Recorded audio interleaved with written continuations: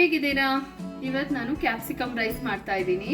ಇದು lunch box recipe, ತುಂಬಾ simple recipe, quick ಆಗಿ 2 ಮಿನಿಟ್ಸ್ ಅಲ್ಲಿ ಆಗೋಗ್ಬಿಡುತ್ತೆ. ಈಗ ಫಸ್ಟಿಗೆ ನಾನು ಪ್ಯಾನ್ ಇಟ್ಕೊಂಡಿದ್ದೀನಿ. ಇದಕ್ಕೆ 1 ಟೇಬಲ್ ಸ್ಪೂನ್ ಧನಿಯಾ, 1 ಟೇಬಲ್ ಸ್ಪೂನ್ ಉದ್ದಿನಬೇಳೆ,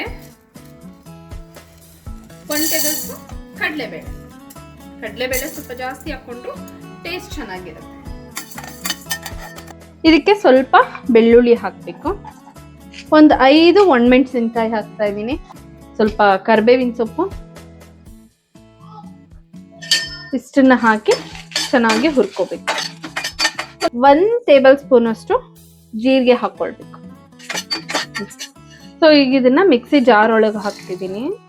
ನಾನೀಗ ಇದನ್ನ ಕಾಯಿ ಎಣ್ಣೆ ಹಾಕೊಳ್ತಾ ಇದ್ದೀನಿ.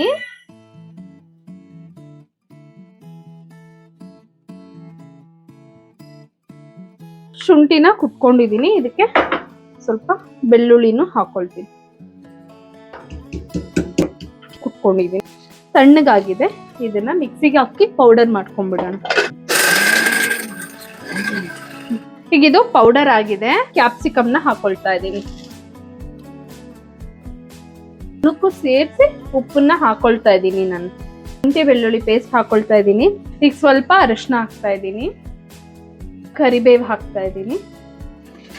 ಈಗ ರೈಸ್ ಹಾಕ್ತಾ ಇದ್ದೀನಿ. ನಮ್ಗೆ ಎಷ್ಟು ರೈಸ್ ಬೇಕು ಅಂತ ಕ್ವಾಂಟಿಟಿ ನೋಡ್ಕೊಂಡು ಹಾಕೊಳ್ಬೇಕು.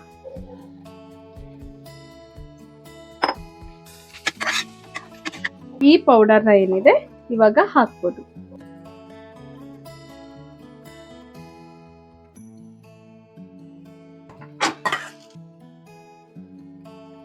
ಕೊತ್ತಂಬರಿ ಸೊಪ್ಪನ್ನ ಹಿಂಗೆ ಉದುರಿಸ್ಬಿಟ್ರೆ ಫೈನಲ್ ಟಚ್.